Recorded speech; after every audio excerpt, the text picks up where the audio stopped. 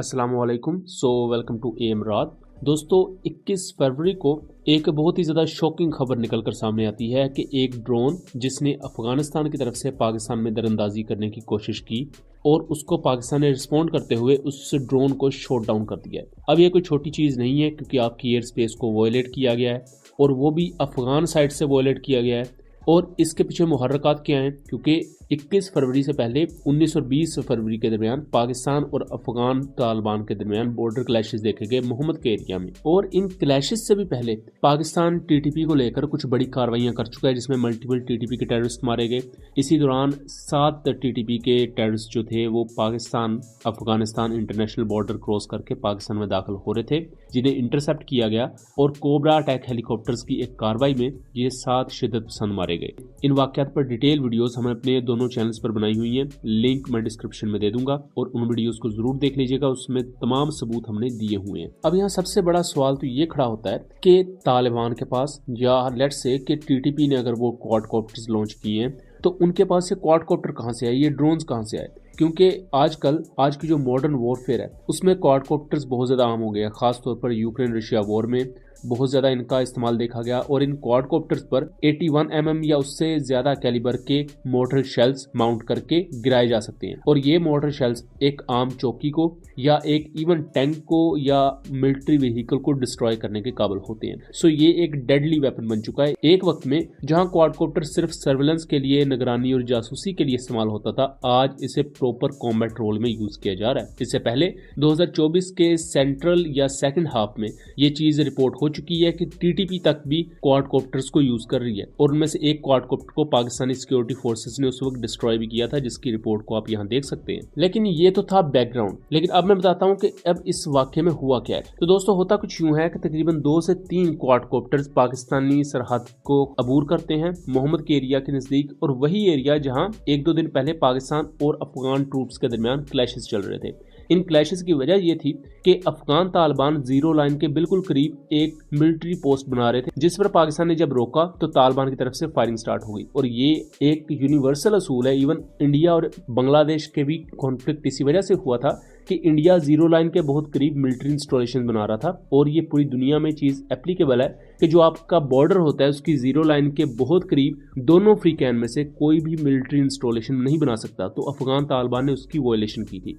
अब बहरहाल इस क्वाडकॉप्टर की तरफ आ जाए तो ये 2 से 3 क्वाडकॉप्टर जब पाकिस्तानी एरिया की खिलाफ वर्जी करते हैं तो पाकिस्तानी सिक्योरिटी फोर्सेस इनको इंगेज करती हैं। ऐसे क्वाडकॉप्टर्स को इंगेज करने के लिए आप मैन पैड्स को यूज़ कर सकते हैं, उसके साथ साथ स्नाइपर्स को यूज़ किया जा सकता है। और पाकिस्तान की इस जवाबी कार्रवाई में ये क्वाडकॉप्टर किसी भी पाकिस्तानी चेक पोस्ट पर कामयाबी के साथ बॉम्ब नहीं गिरा सके। इन्होंने मोटर शेल्स गिराए तो जरूर, लेकिन कोदा खेल के एरिया में, मुर्गानो जला के एरिया में, इस तरह के मुख्तलिफ एरियाज में 1-1, 2-2 करके अपने बॉम्बलेट्स गिराए और ये वापस पलट गए। ये FC की चौकियों को हिट नहीं कर पाए। लेकिन इस पूरी कार्रवाई में एक ड्रोन या क्वाडकॉप्टर शॉट डाउन कर दिया गया, जिसके रैकेज को आप यहाँ देख सकते हैं।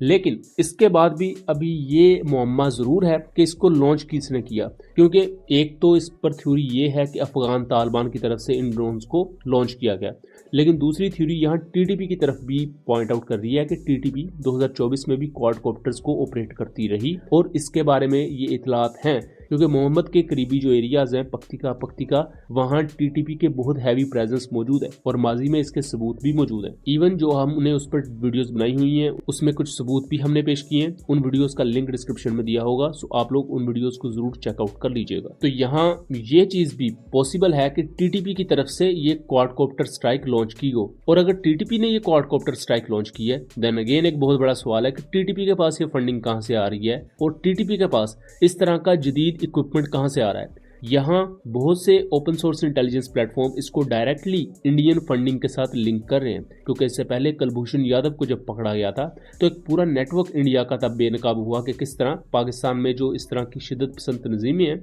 उनको सपोर्ट की जाती है इंडिया की तरफ से।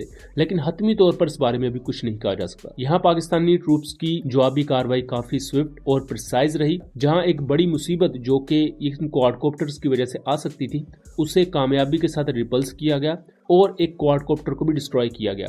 और यहाँ अगर इसे मैनपैड से डिस्ट्रॉय किया गया है या स्नाइपर से डिस्ट्रॉय किया गया है उसके बारे में भी इतलात नहीं है, बट मोस्ट प्रोबेबली शायद इसे स्नाइपर के साथ शॉट डाउन किया गया हो। और ये चीज पाकिस्तानी स्नाइपर्स और पाकिस्तानी मिलिट्री की प्रोफिशिएंसी और इफेक्टिवनेस को हाईलाइट करती है। इन्हीं मोहम्मद क्लैशेस में अफगान तालिबान की एक बॉर्डर पोस्ट भी डिस्ट्रॉय हुई, जिसके मैं कुछ क्लिप्स आपको दिखा रहा हूँ, पूरा क्लिप नहीं दिखा सकता।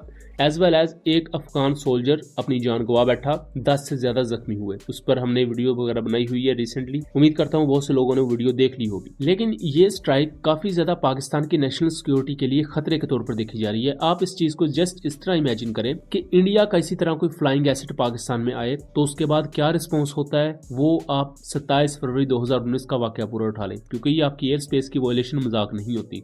इसी तरह जब ईरान ने पाकिस्तान की एयर स्पेस को वायलेट किया था, मिसाइल्स फायर किए थे जनवरी 2024 में, तब भी पाकिस्तान का रिस्पॉन्स बहुत ज्यादा डिसेसिव था। अब अफगानिस्तान की साइड से ये जो क्वाडकॉप्टर स्ट्राइक हुई है ये पाकिस्तान की क्लियर वायलेशन है। और अगर यही बॉम्बलेट्स जो इन्होंने मुख्तलिफ एरियाज में गिराए हैं वहां किसी सिविलियन एरिया पर ये गिर जाते तो उसका नुकसान होता, तो जाहिर बात पाकिस्तान उसको रिस्पॉन्ड करेगा। और इंटरनेशनल लॉज के अकॉर्डिंग भी पाकिस्तान ये हक रखता है कि अपनी सरजमीन का दिफा करे किसी भी किस्म के अग्रेशन के खिलाफ। बट ओवरऑल अभी इस पूरे मामले को लेकर यही अपडेट्स हैं। दोस्तों उम्मीद करता हूँ चीजें क्लियर रही होंगी। वीडियो पसंद आई हो तो इसे ज्यादा से ज्यादा शेयर कीजिएगा ताकि इस तरह की मजीद इन्फॉर्मेटिव वीडियोस हम आपके लिए लेकर आ सके। मिलेंगे अगली वीडियो में, तब तक के लिए अल्लाह हाफिज।